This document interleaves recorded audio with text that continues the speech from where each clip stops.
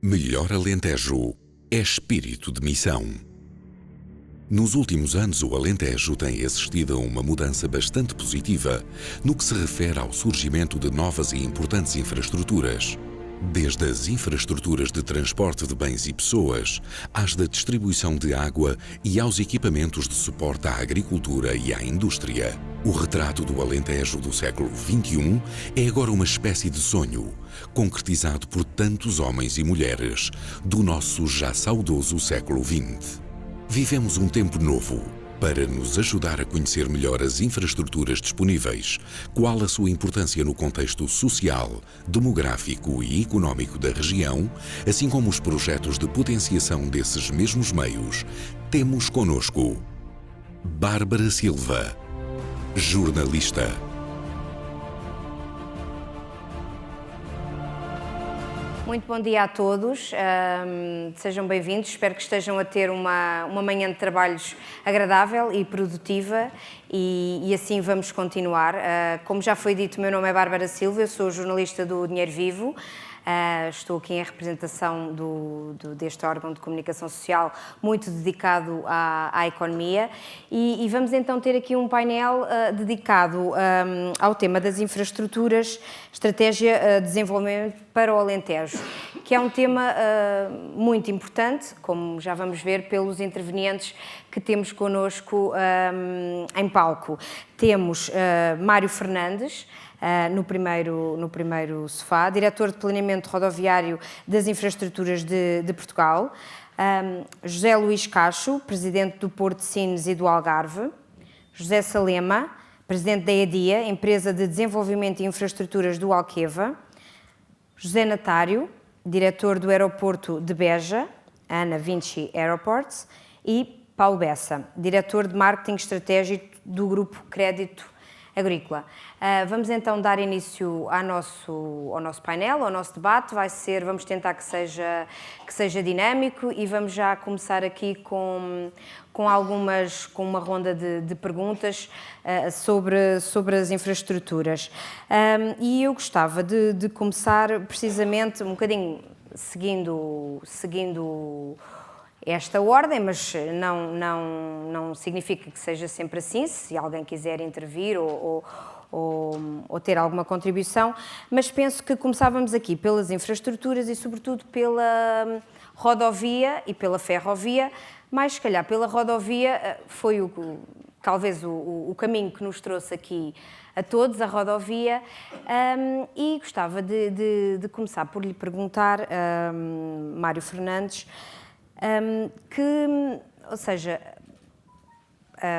saindo da autoestrada, apanhamos uma estrada até Beja e ao nosso lado é impossível não ver as obras que estão a ser feitas. E eu gostava de lhe perguntar precisamente para quando esse acesso, esse melhor acesso para um melhor Alentejo aqui a Beja e, de facto, que diferença fará, não tanto prazos e problemas, mas que diferença fará, de facto, um melhor acesso a esta região, não só poupando o tempo, que poupa, mas que diferença fará para os turistas, para as empresas, para quem cá vive? Era a questão que eu começava por lhe colocar. Muito bem. Bom dia a todos. Saúdo os meus colegas de painel.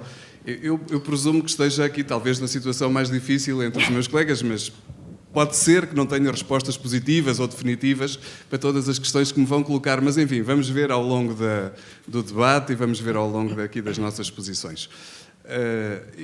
Se não se importa, Bárbara, gostava só de começar, porque, enfim, eu falei algumas vezes com o Manel Valadas, quando para preparar a minha vinda cá, nunca lhe disse, mas eu também sou alentejano. Portanto, faz 30 anos, eu estudava no liceu ali, no Diogo Gouveia, portanto, aqui em cima, portanto, por isso também, por mim, também tem aqui uma componente de emoção estar aqui hoje, Manel, muito obrigado. Mas, enfim, estou aqui como responsável, como profissional das infraestruturas e quero trazer uma mensagem mais racional ou prática, no sentido de trazer informação útil à plateia, que já percebi que tem muitos empresários e muita gente interessada em saber como é que deve movimentar-se e como é que deve movimentar os seus produtos.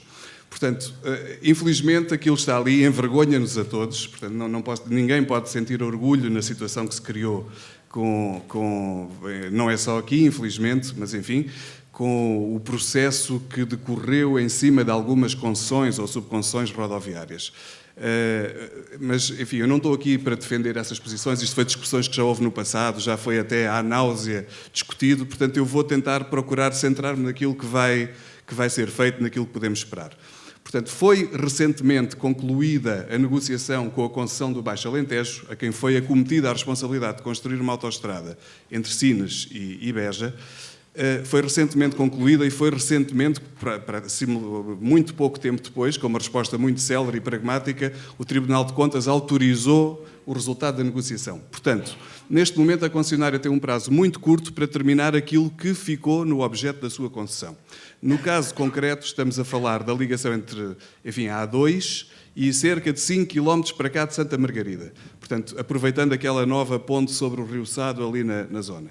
Isso será concluído, espero que nos prazos previstos, porque, enfim, não tem sido brilhante o desempenho desta concessionária e desta concessão, portanto, não posso dizer que não há riscos ainda hoje em cima da mesa, ainda os temos, mas, enfim, a nossa esperança é que ainda este ano se conclua a estrada, ainda este ano, aliás, ainda até ao fim do terceiro trimestre, se conclua a autoestrada entre a A2 e Santa Margarida.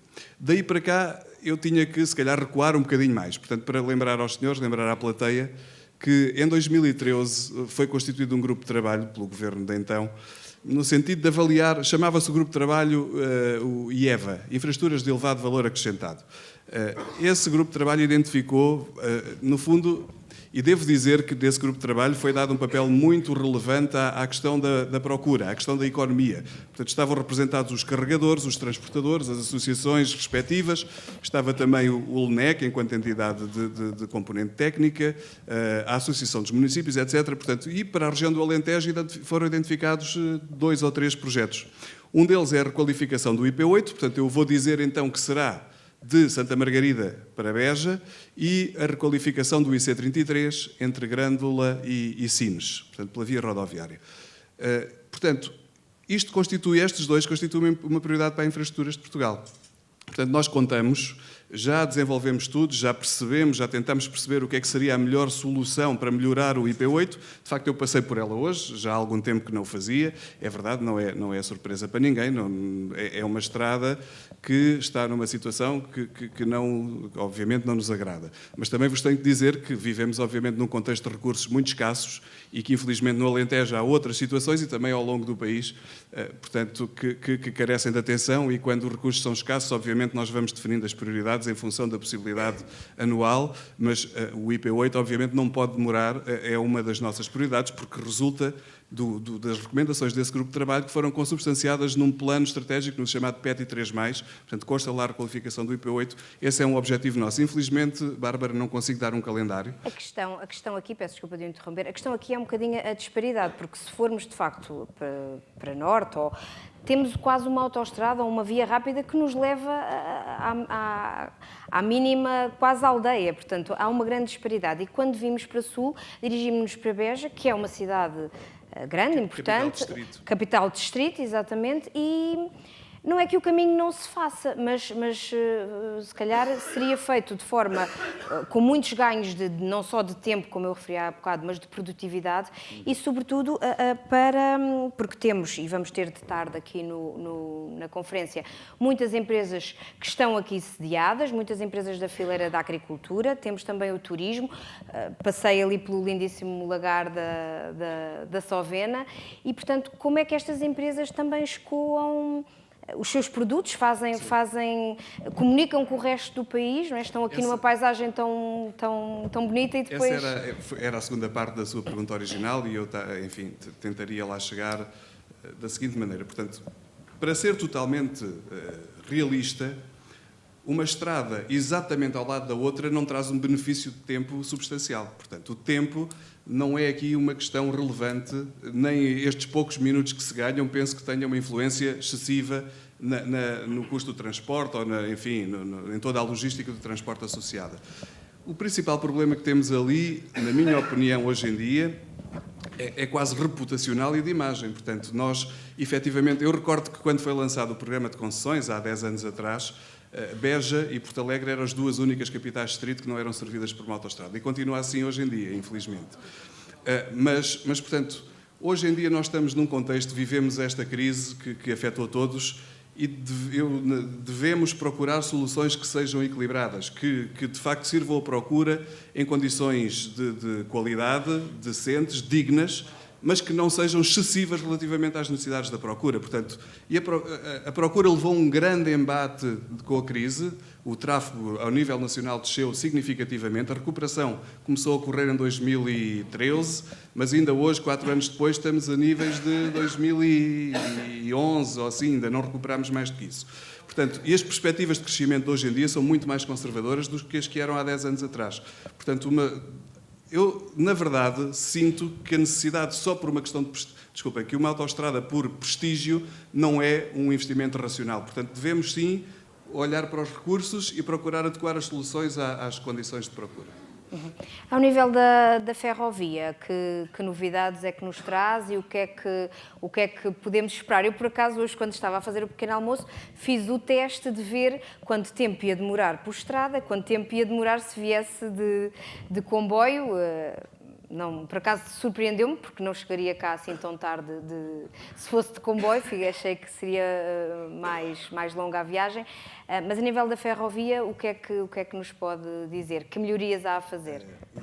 Portanto, enfim, a consciência atual é que nós Portugal dispõe hoje de uma rede rodoviária madura, muitas vezes até redundante. Portanto, nós, onde quer que queiramos ir, a gente pode escolher 3 alternativas distintas e, enfim, numa paga, noutra não paga, em 3 não paga. Temos muitas hipóteses. Portanto, temos uma rede madura. Obviamente, o que temos que pensar agora é quase uma máxima que a gente diz lá muita vez, desculpem-me que sim, quase a ligeireza, mas a gente tem que pagar o que deve e conservar o que tem. Hoje, mais ou menos em dia, este deve ser aquilo que nos guia nas estradas. Coisa muito diferente é a nossa realidade na ferrovia. Portanto, a ferrovia teve a sua época áurea, tivemos a rede na nossa máxima extensão na década de 50, mas depois, enfim, Portugal não foi exceção, em toda a Europa a ferrovia passou a ter uma procura menor, a procura menor conduz a menos investimentos, os menos investimentos conduzem a uma degradação maior, a degradação maior repete o ciclo e, obviamente, fortalece aquela tendência de perda que infelizmente temos tido alguma ligeira recuperação, que em termos percentuais parece alguma coisa, em termos efetivos não é, na verdade, números que sejam muito encorajadores.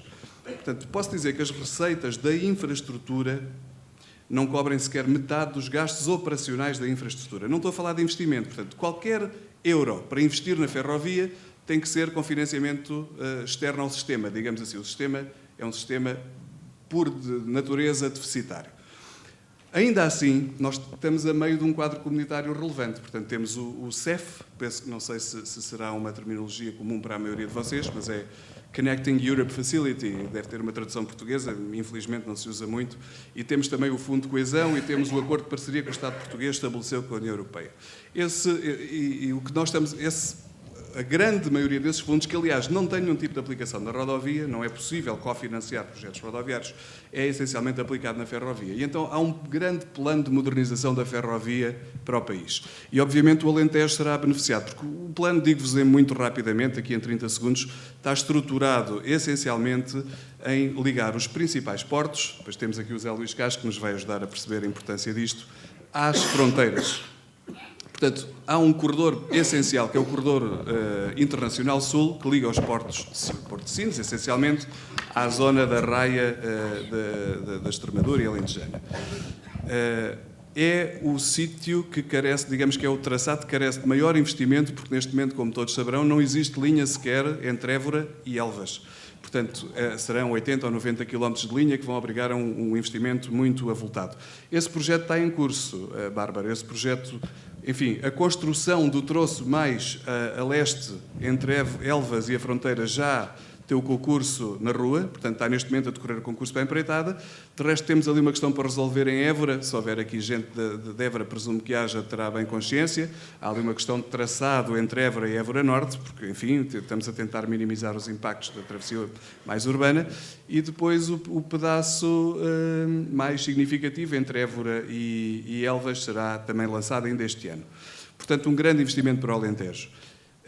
Efetivamente, presumo que também esteja a pensar, aliás, eu não sei de onde vem a Bárbara, mas imagino que esse percurso tenha envolvido o trajeto entre Casa Branca e Beja, imagino eu. Não, eu não vim de... Eu sei que não veio. Quando fez o seu cálculo? A simulação, sim, envolvia. Sim. Portanto, e aí, de facto, aí, lá está, é aquela parte em que não trago boas notícias. Portanto, o plano de modernização incide sobre os corredores internacionais, a espinha dorsal da rede ferroviária nacional, que é a linha do Norte e a linha do Minho, tem ainda alguns investimentos pontuais, mas, de facto, a linha do Alentejo não está, neste momento, integrada neste pacote substancial de investimentos. Portanto, aquilo que está a ser feito é a manutenção para manter em boas condições de funcionamento. Devo dizer também que temos uma procura muito baixa, presumo que tenha sido isso que tenha alterado o regime de exploração. Também, não sei se talvez alguns saibam na plateia, a ferrovia foi fundida, digamos assim, com a rodovia há apenas 2 anos, portanto, digamos que é recente esta reflexão conjunta. Até aqui, presumo que fôssemos uma espécie de concorrentes. E nos transportes, se cada oferta for à procura da sua procura, há uma canibalização que penso que agora temos condições para minimizar.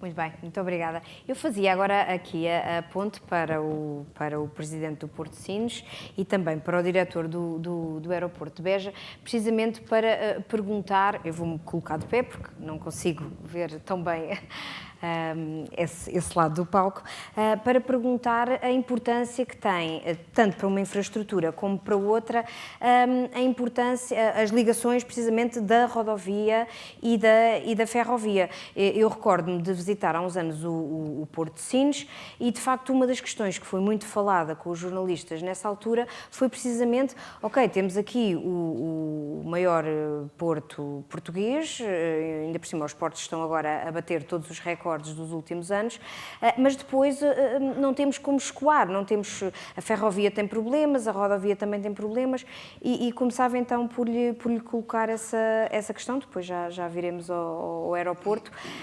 Qual é que é a importância da rodovia e da ferrovia para o Porto de Sines e da ligação precisamente de um Alentejo litoral a um Alentejo mais interior e depois também ao resto do país? Muito bom dia.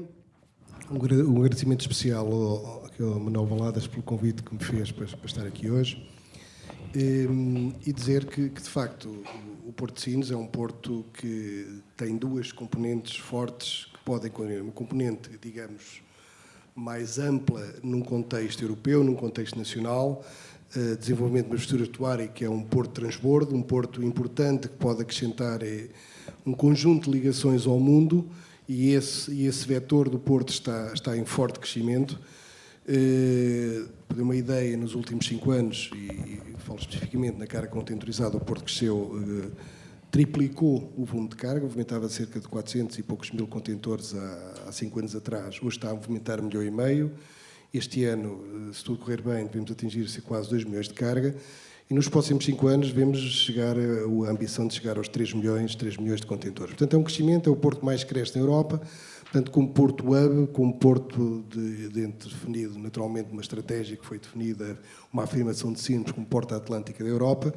Isso tem resultado porque é um ponto de encontro de 2 rotas importantes, a norte-sul e este-oeste, portanto, e tem a sua localização e naturalmente a estratégia tem sido seguida em Sines, tem favorecido, portanto, essa afirmação de Sines como porta atlântica da Europa e do país. Movimenta mais de 54% da carga que é movimentada nos portos portugueses, portanto, é um porto diferente. Para o Alentejo, naturalmente, que usou essa carga de transbordo que representa 80% do volume de carga, os outros 20% é carga do Interland. Naturalmente que é uma oportunidade, digamos assim, é uma oportunidade para a região, um privilégio o Alentejo ter um porto, uma porta marítima como é Sines, que pode, naturalmente, é um fator de competitividade e pode ser, naturalmente, um fator importante na captação de um conjunto de investimentos para projetos do setor da logística, do setor industrial, e isso porque este efeito de proximidade e de ligações ao mundo que Sines tem ajuda naturalmente as empresas portuguesas a exportarem e a importarem em melhores condições, baixam os custos logísticos.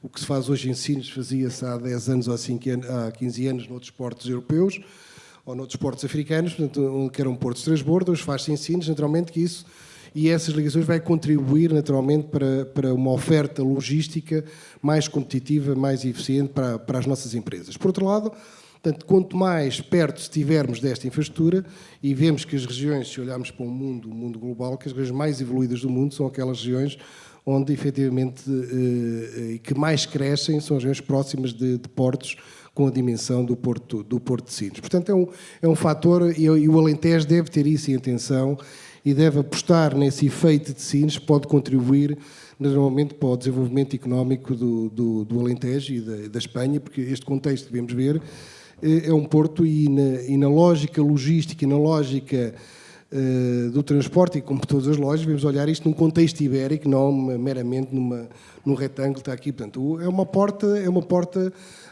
da Ibéria, e esse contexto pode ter um fator tal como é do Alentejo, naturalmente também da Extremadura, um fator importante. E para isso são necessários, naturalmente, a melhoria significativa das acessibilidades, porque um porto, para se movimentar um porto, tem que ter um conceito de utilizar outros modos de transporte, e temos de ter um conceito intermodal e a melhoria da eficiência das infraestruturas, não só das infraestruturas, e também dos operadores que operam nessas infraestruturas. Naturalmente são fatores importantes que contribuem para a dinamização e a captação de carga, e também tem crescido a carga do Interland de Sines. Ter uma ideia, esses 20% são carga de Portugal e Espanha, também tem tido um crescimento que acompanha o crescimento da carga do transbordo, porque, de facto, com esse aumento da carga de transbordo aumenta, porque também aumenta o número de ligações a vários pontos do mundo, portanto, vão aumentando o número de ligações, naturalmente vai aumentando também, vai potenciando a captação de carga do Interland, da área de influência do Porto, portanto, das regiões vizinhas do Porto. E a melhoria, essencialmente, da ferrovia, porque 90% da carga que se faz hoje no Porto de Sines do Interland de contentores é feito por ferrovia. Não sei se as pessoas têm essa noção, é o porto da Península Ibérica que mais movimenta por comboio, é o Porto de Sines. 90% dos contentores são movimentados por via ferroviária. E isso, portanto, mas sentimos que a necessidade para crescermos mais e para termos uma oferta para as empresas mais competitiva, mais eficiente, naturalmente tem que haver investimentos significativos na ferrovia, e isso o Governo está a fazê-los. As Infraestruturas de Portugal estão com um plano, portanto, a melhoria significativa do corredor Sines-Caia, portanto, que já está elencado um conjunto de investimentos que vão estar concluídos, penso que até final de 2020, princípio de 2021, portanto, e essa melhoria vai naturalmente aumentar a oferta competitiva do Porto de Sines e vai ajudar as empresas que utilizam o Porto a ter melhores condições para exportar e importar as suas matérias-primas e os seus produtos acabados. E, naturalmente, da parte de Espanha, portanto, da parte da Extremadura e da parte da ligação a Madrid, também, portanto, há um conjunto de investimentos significativos que também estão, portanto, que estão elencados e que estão previstos. Naturalmente, vamos cada vez mais também servir melhor, portanto, as empresas de Espanha, portanto, para a qual o Porto de Sines também seja uma porta importante para as suas importações e para as suas exportações. Outro investimento, e podem pensar que não, mas também é importante, naturalmente, é o investimento que também se vai fazer no corredor da Beira Alta, no corredor de ligação de Vila Formoso a Pampilhosa, portanto, a linha da Beira Alta, o corredor norte de ligação à Europa. Portanto, é um investimento também muito importante para nós, porque também há um conjunto de carga significativa que vem desse corredor para Sines. Portanto, nós precisamos, efetivamente, de uma ferrovia mais eficiente e mais com condições melhores para poder servir melhor a economia do país e naturalmente, aqui da região. E que melhorias em específico são essas nesse troço até Caia? Trata-se de dar mais velocidade, modernizar a linha? O que é que falta há um conjunto, na prática? E terá uma discussão mais técnica, mas pronto, mas também podemos ir por aí. Linguagem que todos entendamos. Sim. Bom, ter uma ideia, portanto, e isso é um fator e pode ajudar as pessoas a compreender isso. Nós hoje temos em Sines, fazemos comboios em média com um comprimento de 400 metros, comprimento de comboios, dado que as características da via não permitem fazer comboios que, vulgarmente, para sermos mais competitivos, mais eficientes, fazemos comboios com 750 metros. Isso hoje não é possível na via, tem um conjunto de limitações e um conjunto de constrangimentos ao longo do percurso que inviabilizam, portanto, dado os declives, dado pontos de de passagem, de cruzamentos, portanto, há um conjunto de constrangimentos que temos hoje que não permite, efetivamente, fazer comboios de 150 metros, porque isso baixa significativamente os custos logísticos e permite-nos também alargar, portanto, a área de influência do Porto, e isso é extremamente importante para o crescimento e para a economia e para as empresas que utilizam o Porto de Sines. Portanto, esse é o fator principal do que pretendemos da ferrovia. Muito bem. Já voltamos ao Porto de Sines. Gostava então aqui de saber em relação ao aeroporto de Beja. Também passei por ele hoje, foi a primeira vez que o vi ainda aqui assim ao longe. Não tinha vindo para esta região tão recentemente. E gostaria de lhe perguntar, de facto, então, qual é a importância de bons acessos, de uma rodovia eficiente, para que o aeroporto de Beja assuma o seu papel e não tenha, se calhar, não seja visto ou mal visto, bem visto, não sei, apenas como um estacionamento de aviões, como já ouvi dizer em alguma comunicação social. Qual é a sua visão para que este desenvolvimento da rodovia... Sim, senhor. Muito bom dia a todos. Saúde do Manuel e saúde dos companheiros do grupo Melhor Alentejo. Saúde também os meus colegas de painel. Fazia apenas uma nota prévia, dizendo o seguinte: sempre que, enfim, sou abordado, em nome da ANA, para falar do aeroporto de Beja, eu tenho uma enorme dificuldade. E a dificuldade é por onde é que eu começo. Isto é, a dimensão de análise da infraestrutura em si não se esgota, perdoe-me a franqueza, no elemento só das acessibilidades. Claro. Portanto, há um conjunto de variáveis associadas a um desenvolvimento, enfim, que toda a região anseia da infraestrutura, que, em termos práticos, o estádio de desenvolvimento da região ainda não satisfez. Eu recordo aqui que a infraestrutura a sua construção, enfim, foi feita num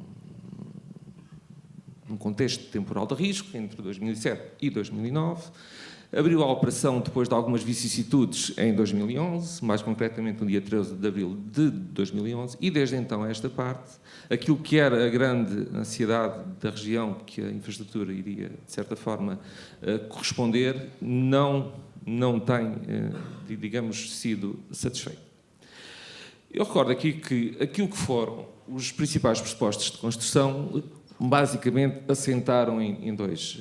Era o pilar do turismo, aquilo que, enfim, viria pela construção de um conjunto de empreendimentos com algum relevo, com algum significado, que iriam, segundo dados oficiais, rondariam em alguns estudos cerca de 80 mil camas, 43 mil delas estariam a 50 km de infraestrutura, e depois haveria um segundo pilar associado ao desenvolvimento, enfim, agrícola e agroalimentar e agroindustrial, por via do empreendimento de fins múltiplos do Alqueva. E dentro desta lógica de dois pilares, surgia um elemento que, de certa forma, era transversal aos dois, que era a questão da acessibilidade e o que ela, por si, proporcionaria em termos de potenciar o desenvolvimento da região. O que é um facto é que o aeroporto de Beja, a infraestrutura em si, tem tido uma fase de arranque extremamente difícil. É conhecida e, portanto, nós, ANA, Vansi, como entidade gestora, recebemos a infraestrutura em 2011. Enfim, não participámos diretamente, enfim, nem direta nem indiretamente em qualquer estudo de viabilidade económica da infraestrutura e, portanto, houve uma decisão num determinado momento, num determinado contexto, numa determinada época, de atribuir essa gestão, na altura, à ANA Aeroportos, que ainda era uma empresa do setor industrial do Estado. Decorrente de todo o processo de privatização, a ANA foi inserida no Grupo Vansi e, naturalmente, dentro do perímetro dessa concessão de infraestruturas aeroportuárias, está o aeroporto de Beja, que oficialmente, e às vezes é bom que se perceba, o aeroporto de Beja tem duas componentes, tem uma componente civil, enfim, tem infraestruturas civis, é espaço aéreo militar, portanto, tudo o que sejam controle de tráfego aéreo, informação aeronáutica, serviços de corpos são militares, e depois tem uma área civil. E essa área civil, basicamente, tem uma capacidade, enfim, penso que é um dado importante, porque às vezes pode-se ter esse desconhecimento, tem uma capacidade anual de 1.500 passageiros ano e uma capacidade de processamento de bagagens, 250 bagagens entrada e saída. Portanto, tem uma capacidade existente, disponível, mas ainda assim algo limitada se pensarmos, enfim, em responder àquilo que eram os pressupostos iniciais. Portanto, nesta fase, a infraestrutura tem sentido muitas dificuldades em consolidar-se e há um dado aqui importante, perceber que a entidade gestora gera uma infraestrutura. A entidade gestora não é proprietária de nenhuma companhia aérea, não é operador logístico, não é operador turístico, não é, enfim, não tem esse tipo de valência. Gera uma infraestrutura e, naturalmente, procura desenvolvê-la e dinamizá-la. Um fator crítico que tem condicionado aquilo que eram um bocado as expectativas aqui da região, que iríamos ter, nomeadamente, um tráfego de passageiros por via de turismo, um tráfego de carga por via do desenvolvimento agrícola, de facto, não tem correspondido. E não tem correspondido por uma razão simples. Porque os operadores aéreos, que são os agentes críticos neste negócio, não procuram ou não têm procurado infraestrutura como tal. Mas às vezes é importante perceber que os operadores não voam para um aeroporto. Os operadores voam para um destino. Para um destino, exato. Vão para um destino turístico, e está aqui o Presidente da Entidade Regional de Turismo, portanto, vão para um destino, e o destino é que torna eventualmente a infraestrutura atrativa aos operadores. Por um conjunto de variáveis associadas, pela população que tem, pela capacidade de tráfego que pode gerar, quer em termos inbound, quer em termos outbound. Não é? E, portanto, dentro dessa lógica, eu recordo aqui que Beja tem 25 mil habitantes, a cidade, o Conselho tem 35 mil, o Distrito tem 150 mil.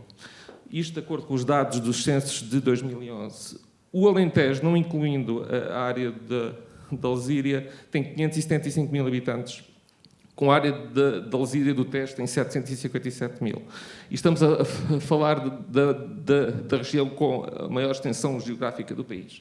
Portanto, existem aqui aspectos ligados à economia em si da própria região, que ainda não está devidamente sustentada, quer à própria demografia da região, que são dois elementos fundamentais como indutores de tráfego, que não estão suficientemente consolidados na região, de forma a que o transporte aéreo em si seja um elemento determinante.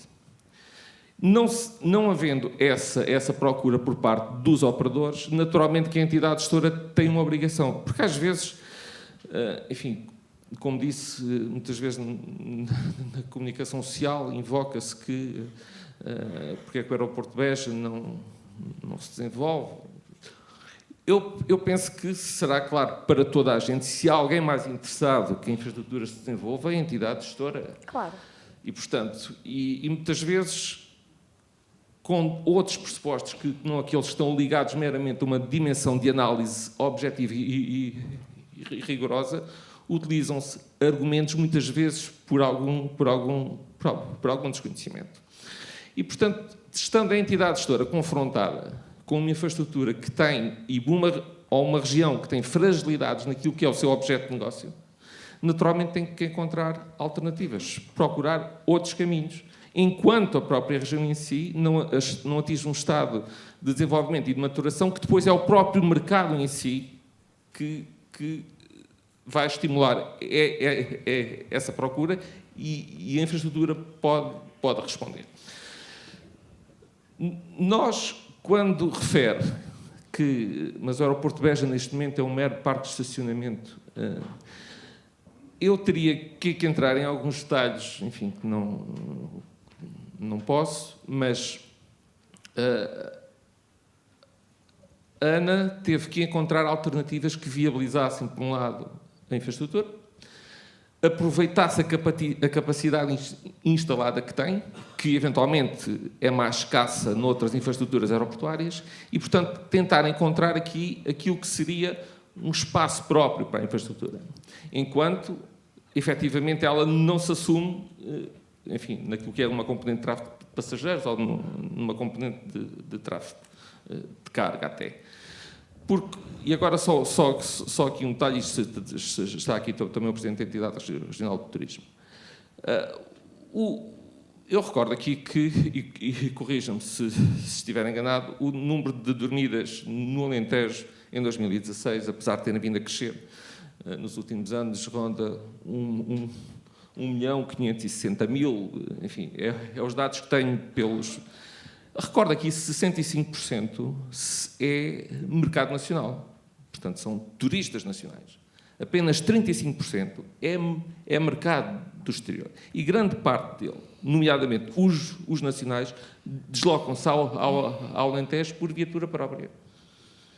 E, portanto, e naquilo que é a componente externa, o Alentejo, ou o destino Alentejo, tem recebido uma notoriedade crescente nos últimos anos como destino internacional, mas ainda não é um destino que tem uma notoriedade vasta. Mas eu não tenho dúvidas que o aeroporto de Beja terá que desempenhar um papel fundamental para a afirmação do Alentejo como destino internacional. Mas até ao momento, essa realidade ainda não está consumada. Mas isso é também uma realidade que tem que ser construída por um conjunto de entidades que também têm responsabilidade nisso, como a Entidade Regional de Turismo, os operadores turísticos, porque a vocação da entidade gestora não é desenhar pacotes turísticos. A vocação da entidade gestora é pôr uma infraestrutura ao serviço da região para servir um determinado propósito. A minha questão, peço desculpa de interromper, fez uma excelente identificação dos problemas até agora. A minha questão é, o que é que pode ser feito então na prática para que de facto o aeroporto de Beja se assuma como um motor de desenvolvimento da região e a região se assuma como vice-versa, como um motor de desenvolvimento do aeroporto. Porque o que disse até agora é que, ou seja, ninguém pode trabalhar em separado. Soluções práticas. Sim, soluções práticas. Nós, recuperando o que estava a dizer, nós, na ausência de potencial crescimento de negócio em alguns segmentos fundamentais, optámos e repensámos a estratégia para a infraestrutura. Apostámos no segmento de estacionamento, que é relevante, e apostámos essencialmente em atividades de natureza industrial. E já começam a existir frutos e resultados práticos e sólidos dessa estratégia. Geralmente, esses investimentos não são investimentos de pequena monta, são investimentos avultados, e, portanto, uma decisão dentro que quando se toma tem que ser naturalmente por parte do investidor devidamente ponderada. Nós neste momento temos um projeto, aliás, que foi objeto de tratamento recente na comunicação social, que já está finalmente, tendo nascido em 2012, só agora em 2017 se vai concretizar. Há um outro que está em fase de negociação e há um outro que não posso relevar que estará também numa fase avançada. Portanto, associando a isso, temos outro tipo de atividades que irão surgir associadas a esses projetos. Portanto, isso são duas áreas principais ou prioritárias que neste momento estamos a vocacionar a nossa atividade. Mas isso é algo que depende dos investidores e também da dinamização que a própria entidade gestora faz e sempre tem feito. Agora, existe, para o desenvolvimento de outras valências, e recuperando um pouco o que o Manel aqui disse no início da sessão, e não querendo utilizar um chavão, não é só o que o aeroporto pode fazer em favor do desenvolvimento da região, é também o que é que a região pode fazer em favor do desenvolvimento do aeroporto. Foi o que eu questionei também. E, de facto, eu recordo aqui, e cito, vejo ali o Dr. Jorge Polido Valente, eu recordo que quando iniciei funções aqui, aliás, houve um amigo meu que me disse, pá, isso é um lado patriótico, não é? Eu procurei inteirar-me bem do que é que estava projetado para a região a médio e longo prazo, porque uma infraestrutura aeroportuária tem que ser pensada no médio e longo prazo, não pode ser pensada no curto prazo. E, de facto, eu vi, na altura que havia o abrigo do Alentejo 2020, algumas ideias, e há uma que eu retive como muito interessante, que era, e eu já discuti isso também com o José Salema, que era a criação de uma plataforma logística agroalimentar do Baixo Alentejo, que é um projeto âncora do Alentejo 2020. Isto para referir o quê? Eu penso que a infraestrutura também precisa de projetos agregadores, projetos que mobilizem a região e que mobilizem os empresários. Mas esse papel também tem que ser muito desenvolvido e dinamizado por parte dos empresários. Nós estamos totalmente disponíveis para encontrar soluções. De que forma é que o aeroporto podia ser, por exemplo, uma mais-valia para os empresários da região? Repare, Um parque empresarial junto ao aeroporto? nós temos um terminal de carga que tem uma capacidade anual de processamento de carga de 50 mil toneladas, que neste momento não está a ser utilizado. Não está a ser utilizado. Nós tivemos várias visitas de vários operadores logísticos, ficam interessados, ficam quase encantados, mas depois falta a decisão.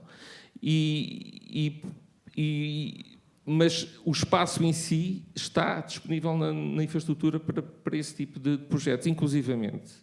Não está aqui já o Presidente da Câmara, mas a própria expansão, não dentro da área concessionada, tem uma área adjacente de 770 mil metros quadrados, Exato. onde é possível fazer a expansão e onde é possível fazer a instalação de empresas. E, portanto, isso é um papel que também tem que haver uma iniciativa e uma dinamização grande por parte dos empresários e das próprias entidades que tenham capacidade de decisão para motivar e para criar as condições para que as empresas lá se radiquem. Porque eu penso que muitas vezes associa-se que o aeroporto de Beja não se desenvolve porque a ANA tem capacidade em fazê-lo ou porque tem desinteresse em fazê-lo. A ANA tem feito tudo desde o princípio para o seu desenvolvimento. Agora, esse desenvolvimento tem que ser um desenvolvimento também acompanhado pela região. Okay. Muito obrigada pelas suas explicações.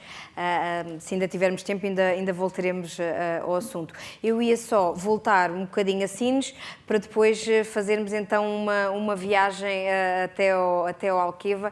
Ficaram só aqui algumas coisas em Sines por esclarecer, que eu queria perguntar, de facto. Falou dos recordes e da carga transportada, e eu queria saber um bocadinho,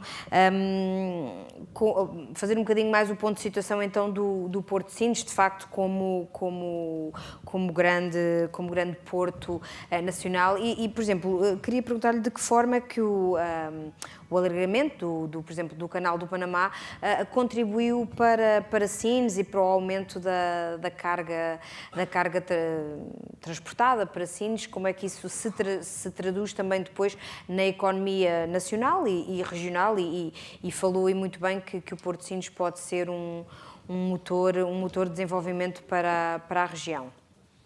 Sim.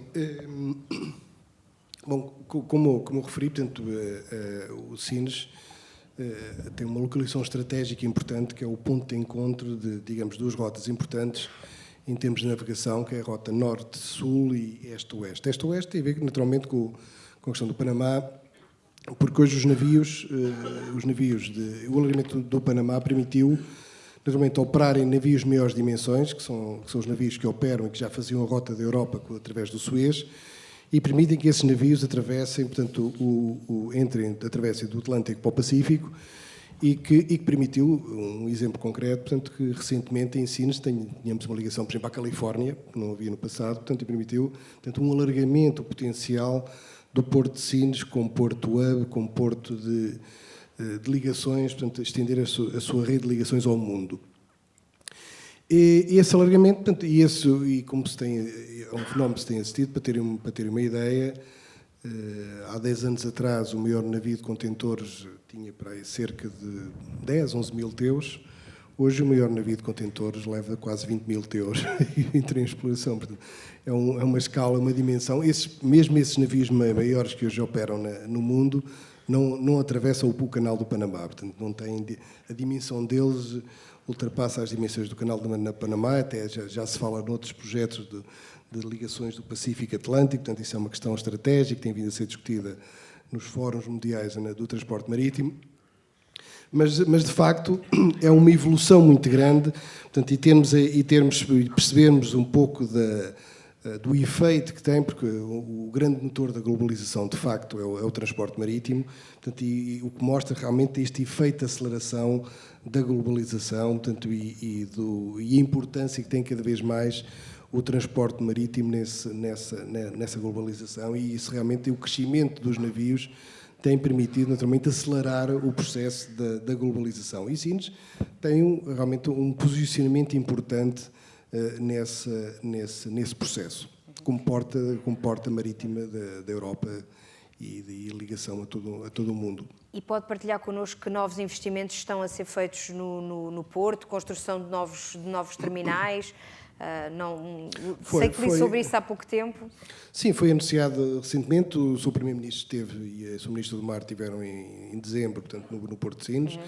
O Governo anunciou, portanto, um conjunto de investimentos no Porto para os próximos anos, designadamente na expansão, portanto, a possibilidade de expansão deste atual terminal que é explorado pela PSA, portanto, que é o Terminal 21, onde se fazem hoje os contentores, a possibilidade de termos um novo terminal que duplicará, portanto, a capacidade de contentores que é o Terminal Vasta Gama, portanto, que é um novo terminal de contentores, com a mesma capacidade do atual Terminal 21.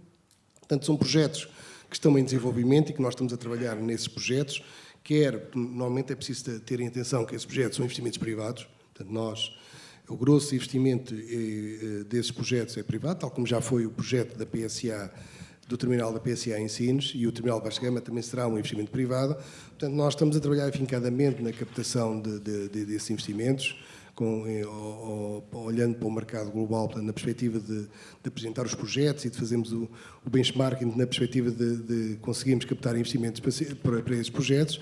E temos tido um trabalho interessante. Todas as semanas tenho investidores estrangeiros a olharem para Sines.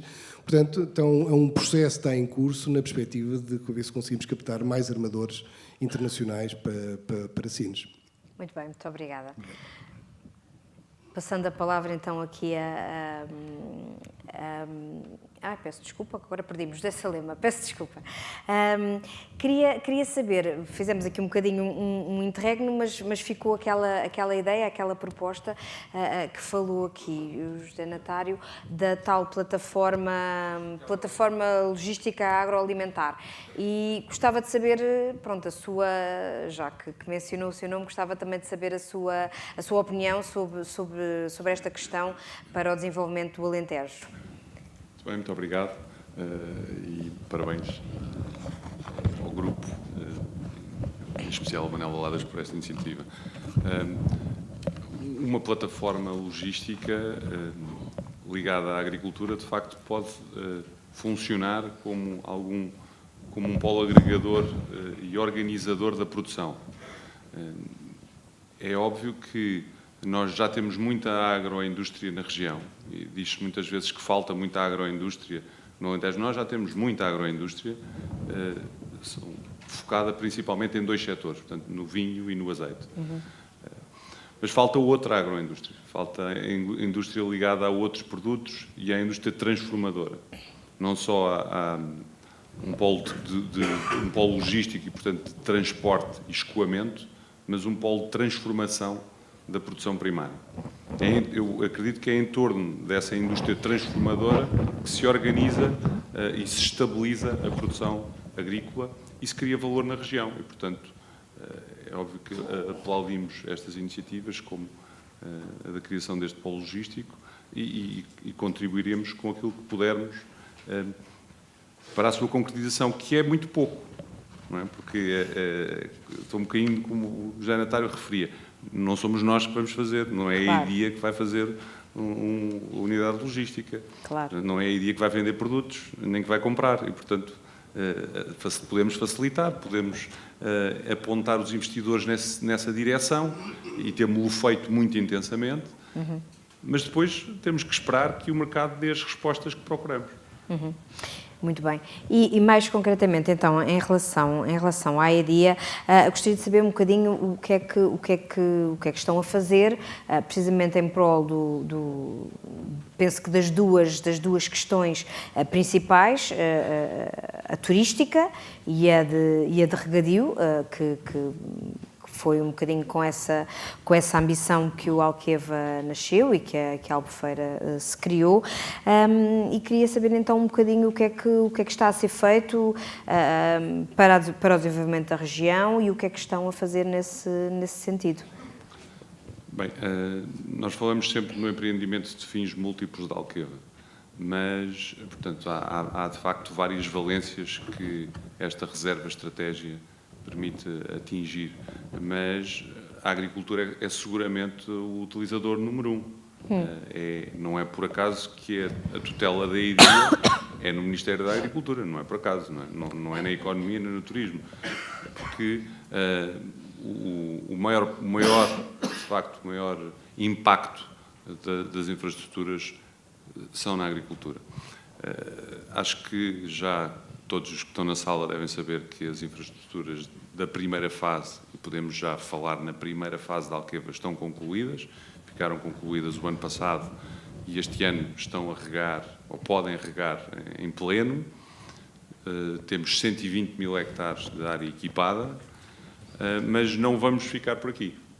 Não vamos ficar por aqui porque evoluiu-se muito desde que se começou a pensar, a concretizar a Alqueva, há 21 anos atrás, 22 anos atrás, que as técnicas de regadio evoluíram imenso. Portanto, nós hoje regamos com muita ciência, com muito conhecimento, com muita tecnologia, e, portanto, poupamos muita água, e também as opções culturais que se foram tendo, com o predomínio do olival, que é uma cultura muito pouco consumidora de água, liberta água para outras possibilidades. Portanto, é a conjugação destes dois fatores que permite pensar na expansão.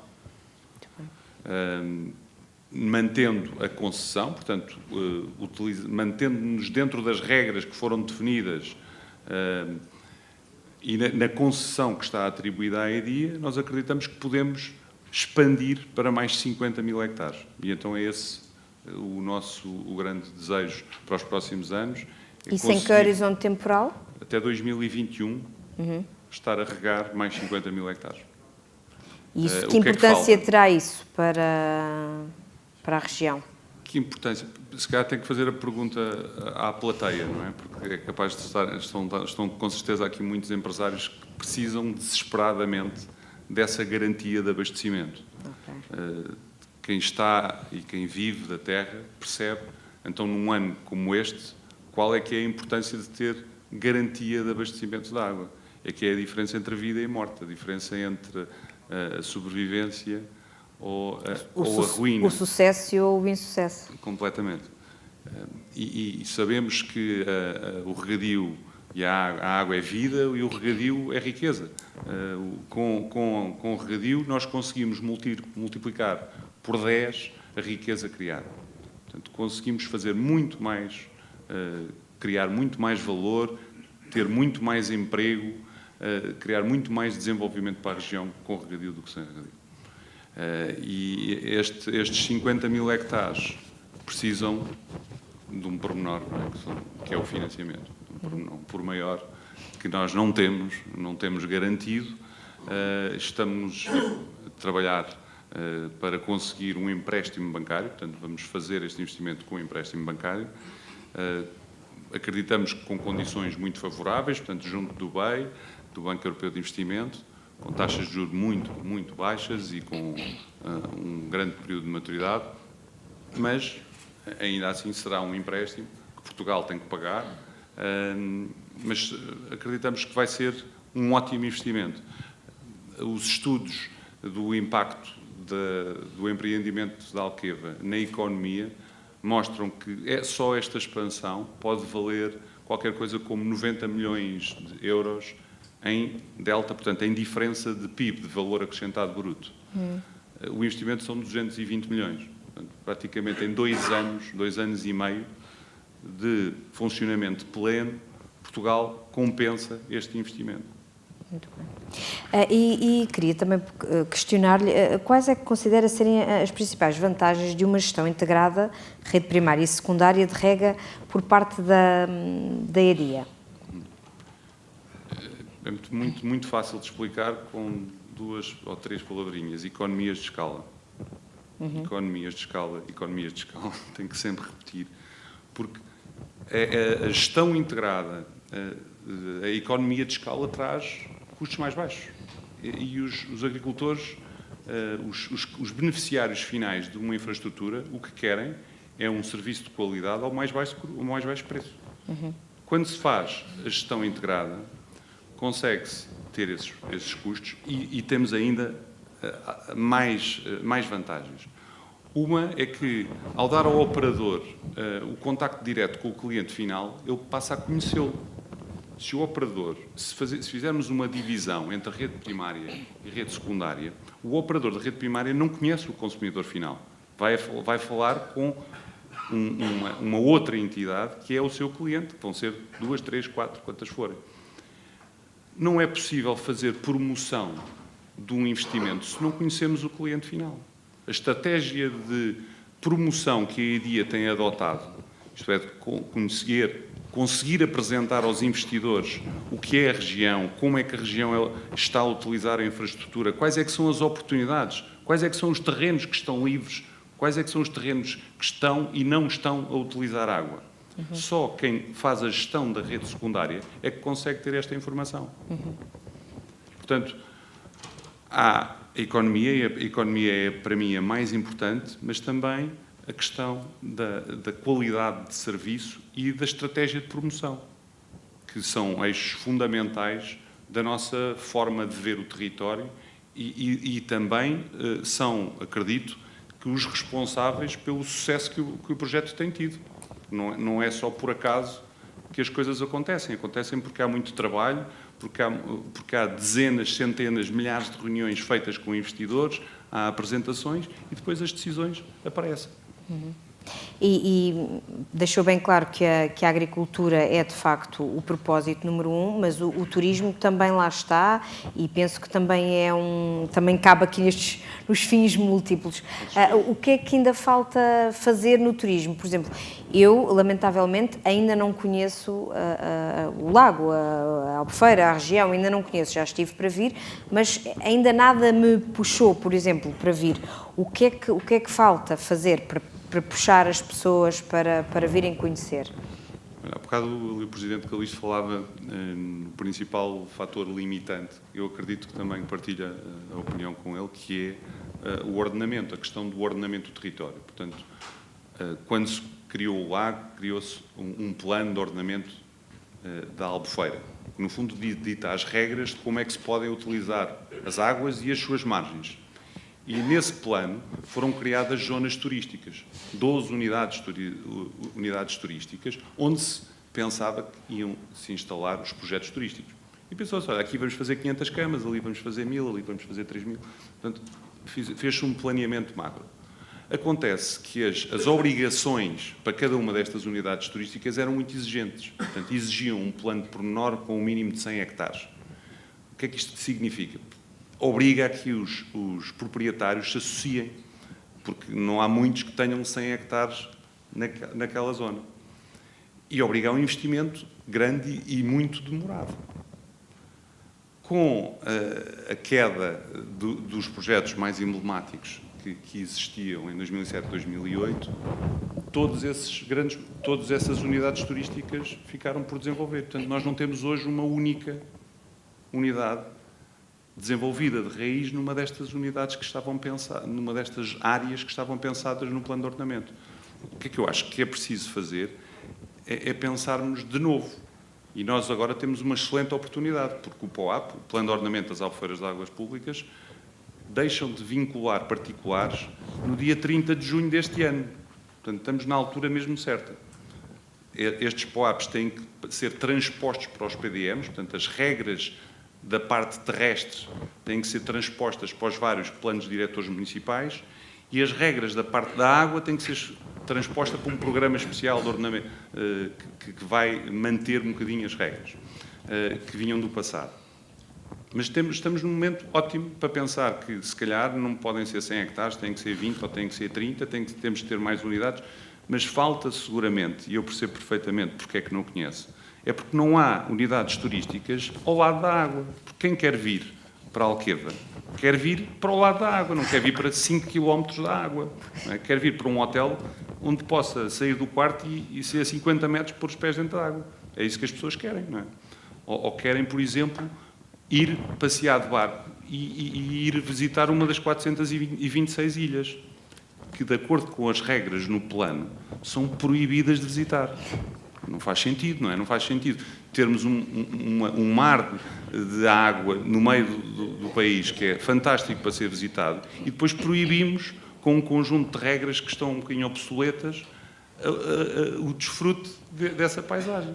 Muito bem. Portanto, eu acho que o que faz falta é isto, é termos mais unidades, mais pontos de entrada no lago com alguma dimensão.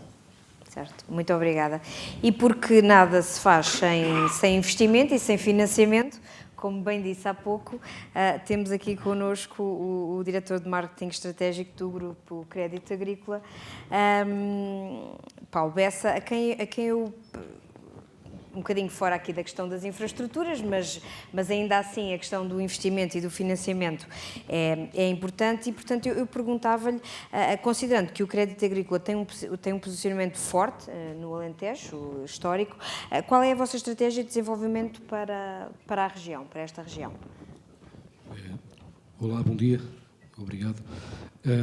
Queríamos começar por agradecer o convite que o Movimento de Cidadania Melhor Alentejo interessou ao Crédito Agrícola para participarmos neste evento.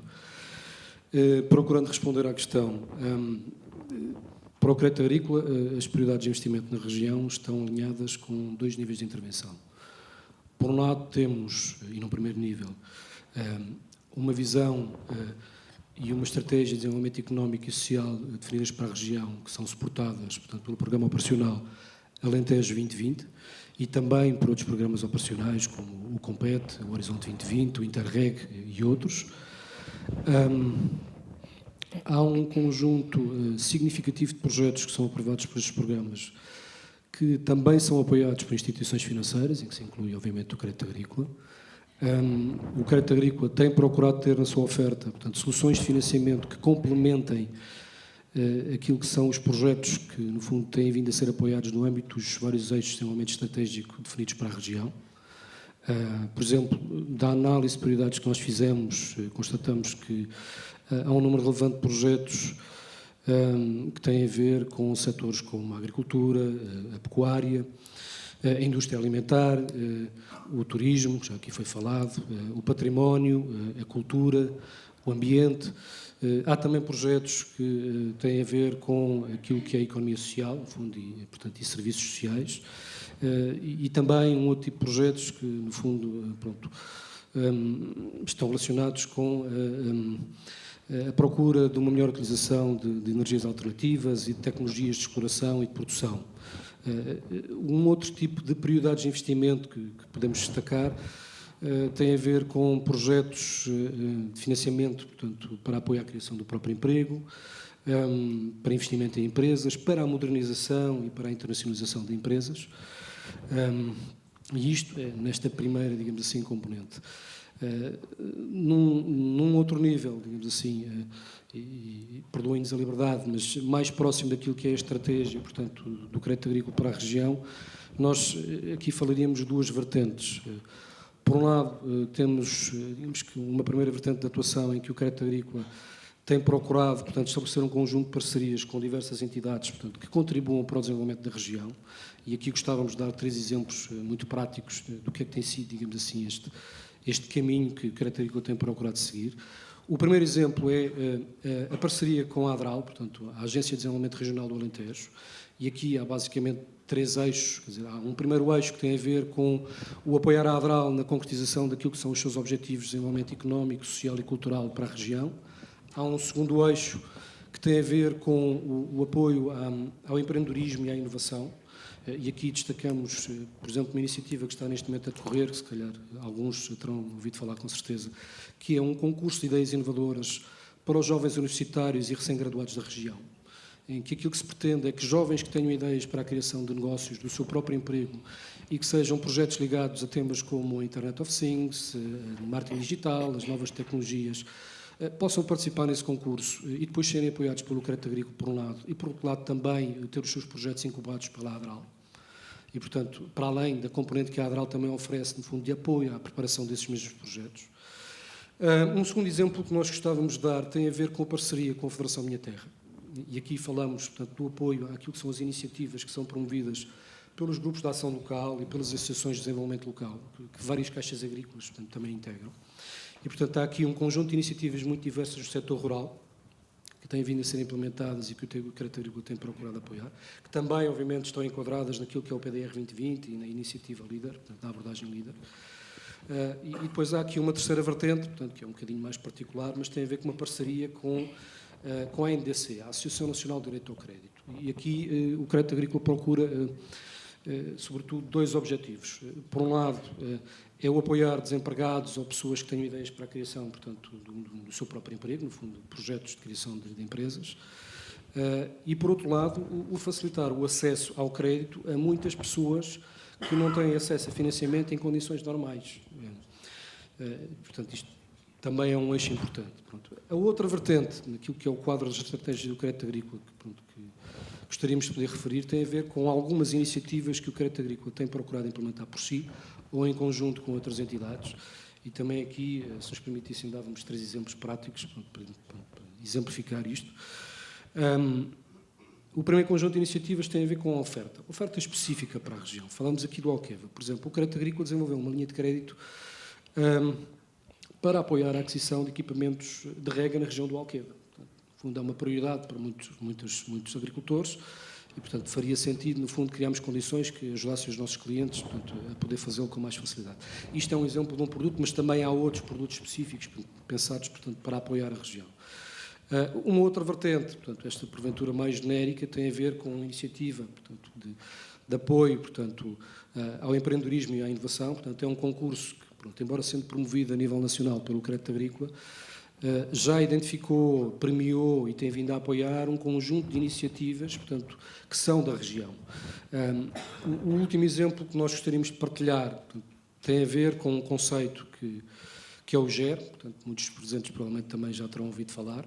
O GER é o Jovem Empresário Rural e, portanto, isto é uma ideia da AJAP, portanto, a Associação dos Jovens Agricultores de Portugal, que tem vindo a ser trabalhada com o Crédito Agrícola e aqui o que pretendemos é, no fundo, apoiar aqueles jovens que estão na sua região e que não querem sair de lá e que têm uma ideia para criar um negócio, uma empresa, e que não têm apoios para isso.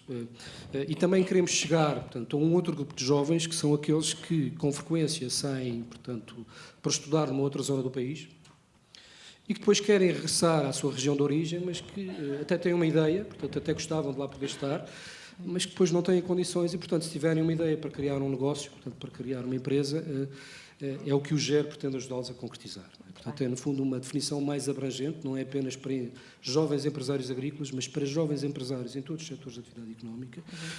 E, no fundo, é uma outra componente que para o Crédito Agrícola faz sentido, porque tem que ser por via deste conjunto de iniciativas que temos que ajudar, efetivamente, ao desenvolvimento da região.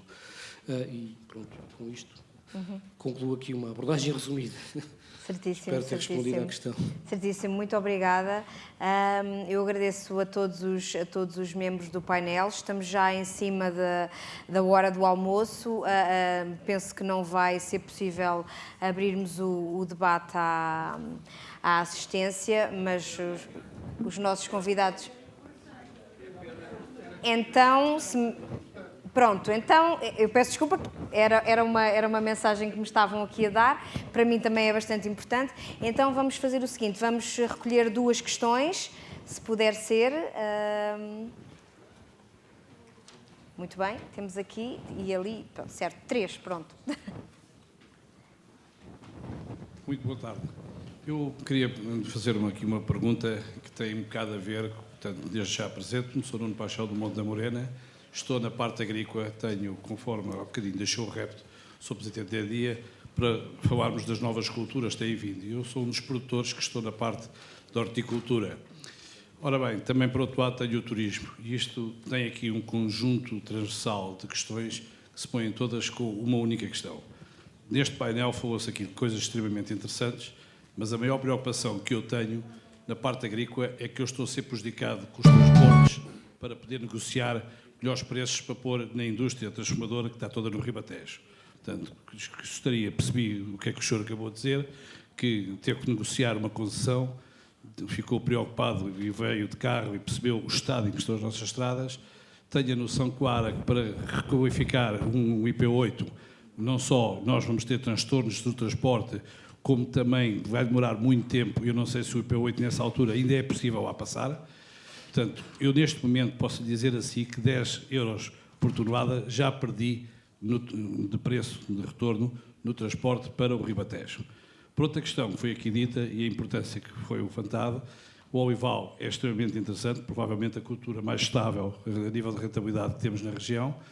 Existem outras culturas, a água foi o salvar desta região, que levou todos a começarmos a trabalhar na parte agrícola, mas esta questão da horticultura tem um problema gravíssimo. Se nós não conseguimos, porque não temos ainda capacidade... Eu peço desculpa de o interromper, é só porque já estamos muito em cima da hora do almoço. Se pudessem só colocar, de facto, as questões... Eu coloco assim também uma, como motorista.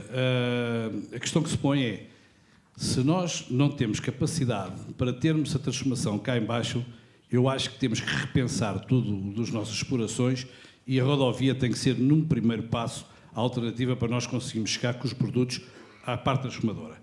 Porque as duas coisas não se conseguem fazer com uma rapidez. Isto vai demorar alguns anos para que a transformação, que já percebeu que a região do Ribatejo começa a estar com alguns problemas a nível de terrenos, eles vêm cá abaixo fazer experiências. O nosso produto, para quem não sabe, a nível da horticultura, o produto do brócolis tem muito mais qualidade do brócolis ribatejano. Eles próprios dizem eles que fazem o sacrifício de cá vir buscar, que eu acredito, mas nós estamos a perder rentabilidade por causa da rodovia. Quanto a si, como moderadora, fiquei extremamente triste porque a senhora, primeira vez que veio, eu ao aeroporto pela primeira vez, não conhece o Grande Lago, convido-a no Monte da Morena a ficar uma noite para poder conhecer o Alentejo. Muito obrigado. Muito obrigada.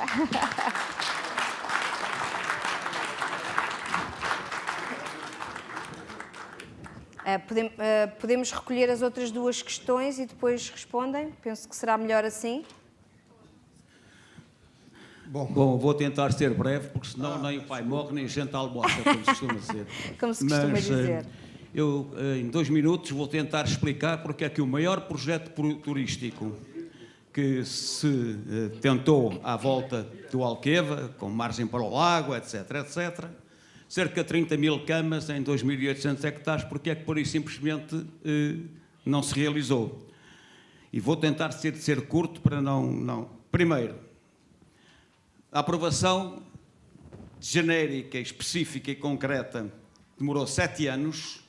7 anos. O Dr. Calixto foi uma das testemunhas, ele referiu isso aqui na abertura desta sessão. Fez aquilo que podia como Presidente da Câmara, ele e o Presidente anterior, isto transitou de um para o outro. A seguir, o que é que aconteceu? Como demorou 7 anos, o que aconteceu é que isto caiu em cima do período preto, e preto-negro mesmo, do problema financeiro do país, atingindo as instituições financeiras da maneira como todos sabem. O suporte do Parque Alqueva, para além dos fundos próprios. Imaginem lá que num projeto daquela dimensão os fundos próprios eram mais de 50%, não é? Nem pouco mais ou menos o padrão neste setor. Estava apoiado no BPI e na Caixa Geral de Depósitos.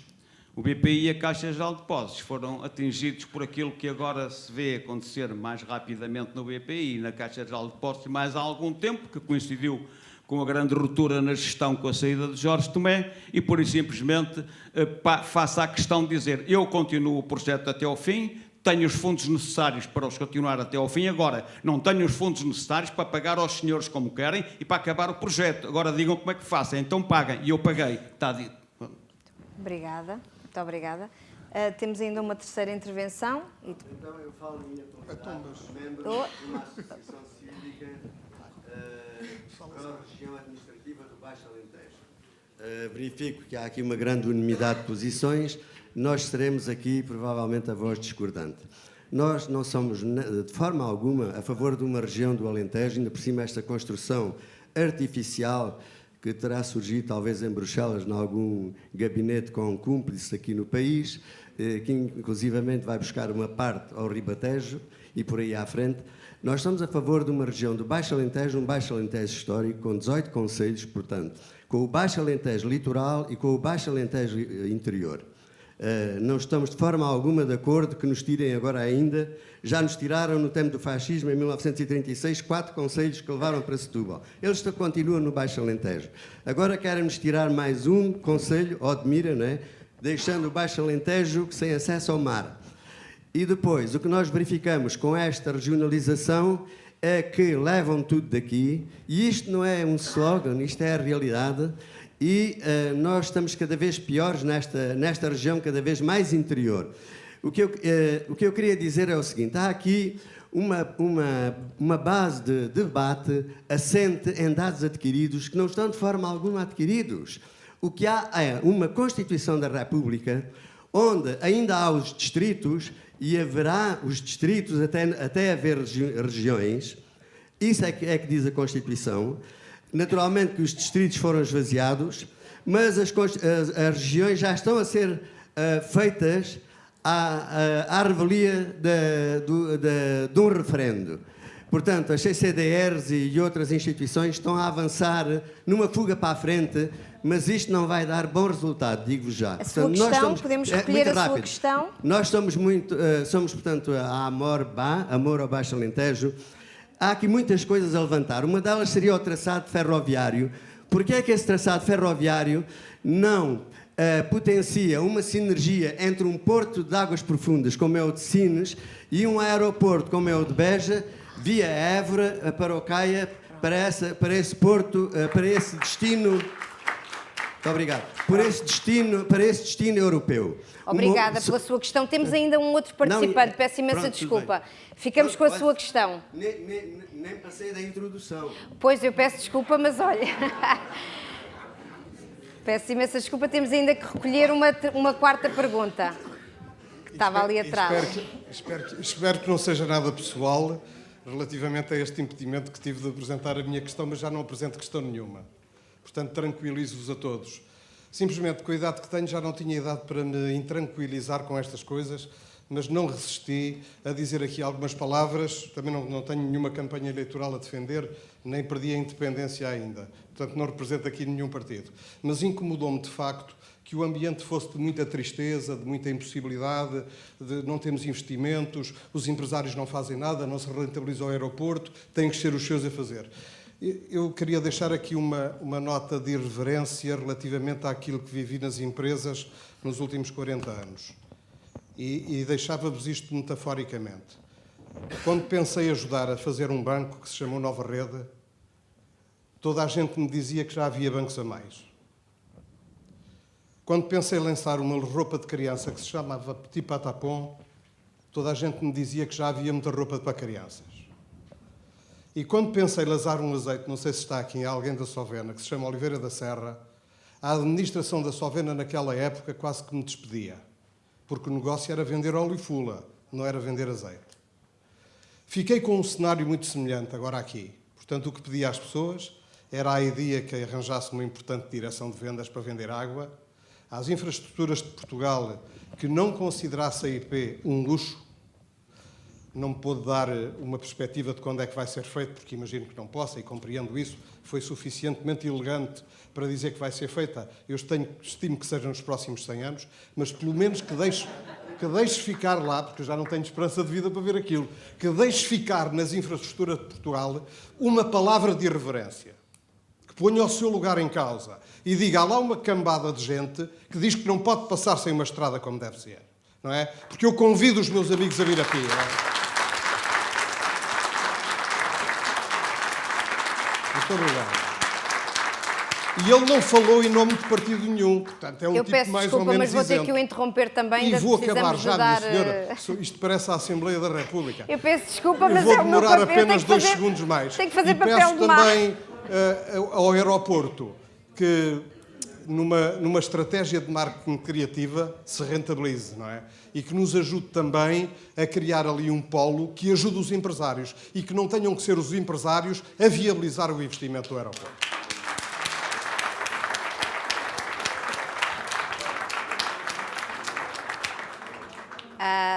Não sei se os membros do painel querem dar mais alguma nota, mais alguma, ou se damos por... Força, força. Até às 3 da tarde. Tem que ser rápido. Breve. Tem que ser rápido, temos que ser breves. Breve. Muito breve. Relativamente à questão que a última pessoa da Ciência colocou, eu diria-lhe apenas o seguinte. Como referi aqui, eu penso que é óbvio para toda a gente que a ANA é a principal interessada na viabilização da infraestrutura. E fica o senhor perfeitamente consciente que a ANA tem feito tudo desde o seu início para a viabilização da infraestrutura e fica o senhor consciente que a ANA tem uma estratégia de marketing para a infraestrutura. Mas fica também o senhor consciente que nada se faz sozinho e que o ónus para o bem e para o mal não pode estar só com a entidade gestora que gera uma infraestrutura. A infraestrutura está ao serviço da região, a infraestrutura está ao serviço do desenvolvimento da região e nós temos feito todos os contactos possíveis para que o seu desenvolvimento seja o mais rápido. Agora, a entidade gestora não pode ficar com o ónus de um conjunto de pressupostos anteriores à sua construção que apresentavam cenários que não tinham a mínima aderência à realidade. Obrigado.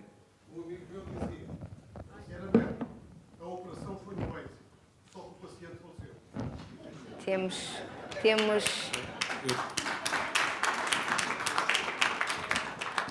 Só um comentário muito rápido também para agradecer o seu desafio para um otimismo. A perspectiva da EDIA do setor agrícola, da pujança e do desenvolvimento que temos assistido nos últimos anos, deixa-nos completamente estarrecidos de otimismo. Portanto, nós... E acho que quem tem interagido com a EDIA nos últimos anos tem também observado alguma flexibilidade no acesso à água. Esse departamento comercial já existe desde 2012 e tem tido resultados extraordinários. Nos últimos 2 anos duplicámos o volume de vendas. Sim. Penso que para terminar mesmo. Sim. Só 30 segundos para dizer que eu nunca disse que o IP8 era um luxo. Nunca. Disse o oposto. E o que me parece que às vezes ser irreverente também é não dizer, enfim, suscitar aqui a aclamação, todos queremos tudo, é verdade, mas temos que separar o nice to have daquilo que é preciso. Mais uma vez estou aqui com estrangeirismo, peço desculpa. O IP8 é uma necessidade, não é um luxo, e que não fica aqui nenhuma dúvida sobre isso. Outra coisa, eu também não precisei vir cá para saber o estado em que ele se encontra. Felizmente temos registros centrais, registros nacionais, e gostava de deixar uma nota muito importante. Há entidades internacionais que avaliam a capacidade de investimento, ou melhor, o interesse de cada país para que lá se invista. Do ponto de vista das infraestruturas rodoviárias, Portugal compete sempre no top 3. Portanto, obviamente que há situações pontuais que estão perfeitamente ao nosso alcance, não são nenhum luxo e estão no nosso desejo. Portanto, há de ser no seu tempo de vida e no meu também, espero eu. Caríssimos, eu estou grato pelas vossas questões. Acho que o debate destes, ou uma reunião destas, sem intervenções desse lado, transformamos-nos numa situação que não é a mais saudável, nem é esse o objetivo do Grande Alentejo. Mas só um minuto, meu caro, só um minuto. Eu pedi à moderadora e a estes nossos amigos para continuarem, porque surgiu uma pequena dificuldade em que o presidente do Turismo do Alentejo e do Ribatejo tem que se ausentar por uma situação muito urgente. Eu vou pedir-vos 5 ou 6 minutos da vossa paciência para que ele possa fazer a sua intervenção e depois iremos almoçar, está bem? Muito obrigado.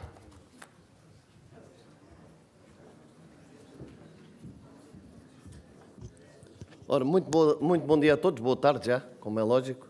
Queria, em primeiro lugar, saudar este movimento, o Dr. Manuel Valadas, claramente são as pessoas que fazem as instituições, E nós dizemos muitas vezes que há que dar lugar à sociedade civil, e quando a sociedade civil tem ideias destas e as promove, muitas vezes não dizemos aquilo que é óbvio. Muito obrigado.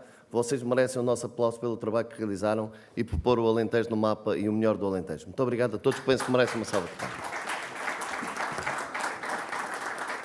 Bom, meus caros amigos, eu quase que dispensava falar, porque já ouvi falar tanto de turismo em tão pouco tempo, que eu gastava mais que os 5 minutos. Eu, para já tinha que falar do aeroporto, tinha que falar do Alqueva, mas vou evitar falar.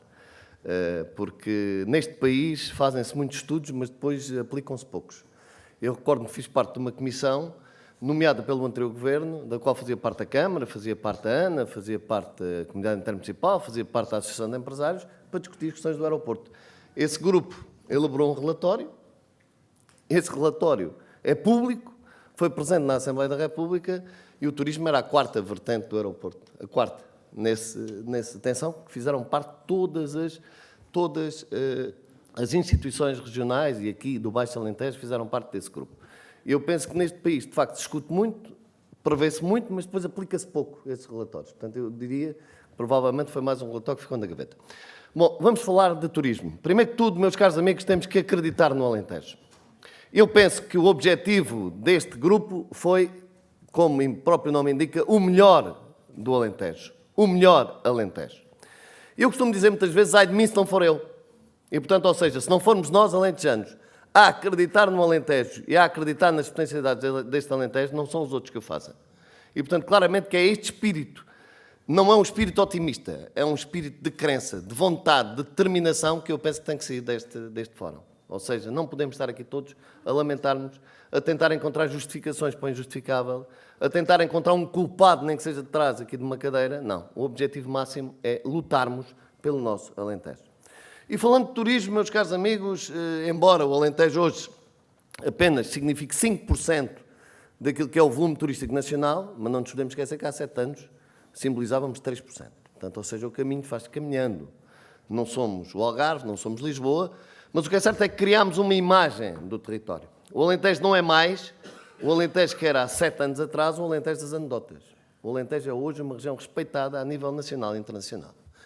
E aqui para a nossa jornalista, permita-me que lhe diga que ainda há uma semana atrás tive a ocasião de visitar as obras de um hotel em plena Alqueva, em Mourão, que é o Hotel Dark Sky, que fica mesmo junto ao Alqueva, e convido todos a visitarem um dia, a dizerem aos amigos que aquele hotel com 32 quartos vai existir em breve, estará concluído no final do ano. É o primeiro exemplo de muitos exemplos que vão surgir no Alqueva. Mas também lhe podia falar de um projeto que é hoje um êxito comercial, que foi de facto o projeto da Amiera Marina, e também já agora convido-a a passar num barco casa, ali uns 3 ou 4 dias, e a passear pelo Alqueva. Não é preciso tirar a carta, aquilo é muito giro, muito bonito, e portanto também é um projeto que foi um projeto claramente impulsionador da região do Alqueva.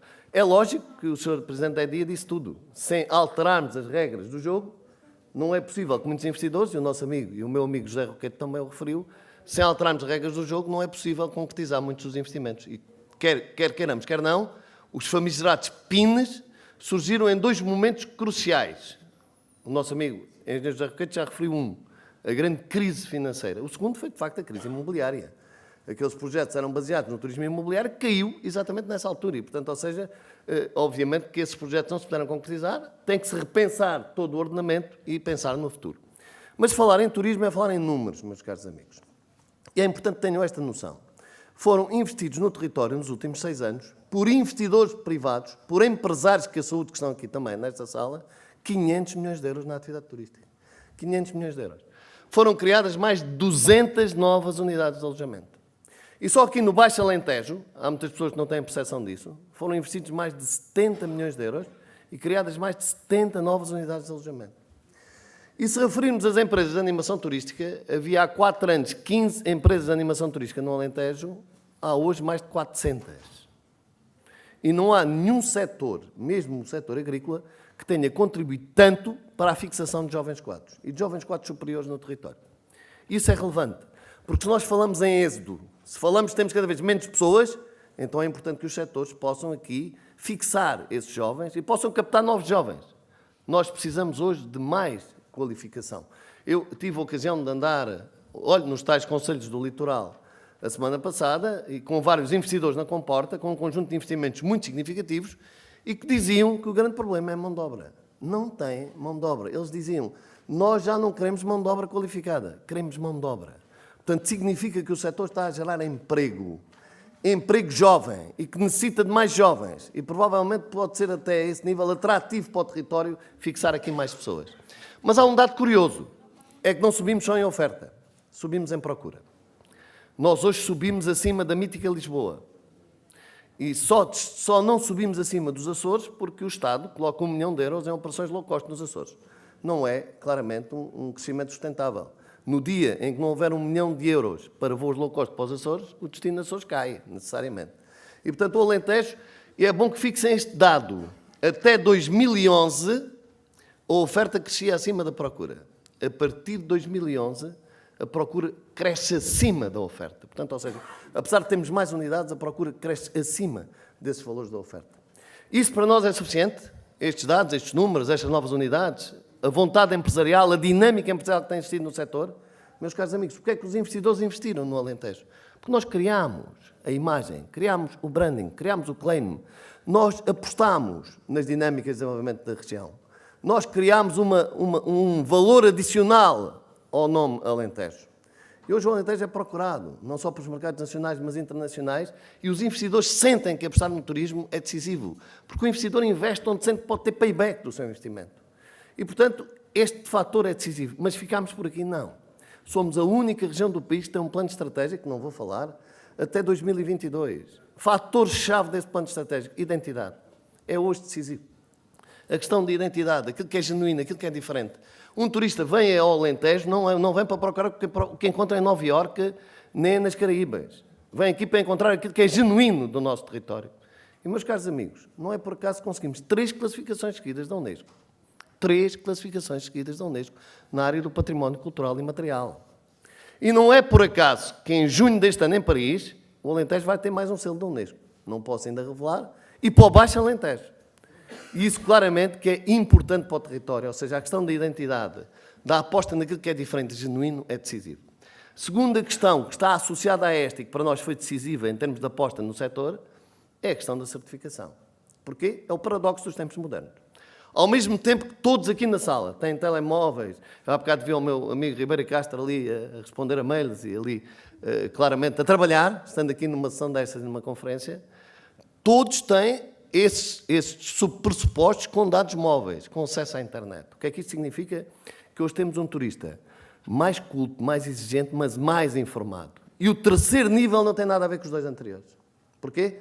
Porque não é mais informado por ser mais culto ou mais exigente. É mais informado por ter mecanismos de informação hoje que não tinha há 5 anos atrás. E, portanto, ou seja, não há turista nenhum hoje que vá visitar um território que não vá primeiro ao TripAdvisor, a outros coletores de opinião, à Booking, e que vá ver tudo o que pode encontrar no território. E o segredo em turismo é o chamado gap. É superar as expectativas do turista. Pois bem, meus caros amigos, cada vez tarefa mais difícil. Porque o turista, quando vem visitar Beja, já sabe tudo o que vai encontrar. E ao contrário de uma máquina de lavar Indesit, que eu posso comprar, e digo, epá, a Indesit está a fabricar máquinas horríveis, isto não funciona, não lava a roupa nenhuma. Ou, ao contrário de um Mercedes que eu compro e que não funciona e que me queixa da Mercedes, o turismo é um produto compósito. O que é que isto quer dizer? Quando eu vou para uma viagem, eu posso dormir num hotel fantástico. Posso tomar um pequeno almoço fabuloso. Mas se o almoço não funcionar e se a visita guiada não funcionar, a minha visita está estragada. E, portanto, o destino é posto em causa. E, portanto, é este produto compósito que leva a que todos tenhamos de trabalhar em conjunto. E ao tal paradoxo, ou seja, cada vez mais temos acesso à internet e cada vez mais fazemos spam intelectual. Recebemos 200 mails por dia, 190 não abrimos. Recebemos X posts no Facebook, vemos meia dúzia. Tweets, só os do Donald Trump, o resto não vemos. A falar lá da Coreia do Norte. E, portanto, a tendência é cada vez mais para fazermos o spam intelectual. E, por isso, aquilo que é certificado vai ter peso decisivo. Eu hoje não posso estar à tarde porque está uma reunião da Confederação de Turismo Português. Agradeço imenso ao meu amigo Manuel Valadas esta hipótese de ter dirigido aqui algumas palavras. Não podia deixar de cá vir. Mas quero-vos dizer que vamos assinar no dia 1 de junho o primeiro Observatório de Turismo Sustentável.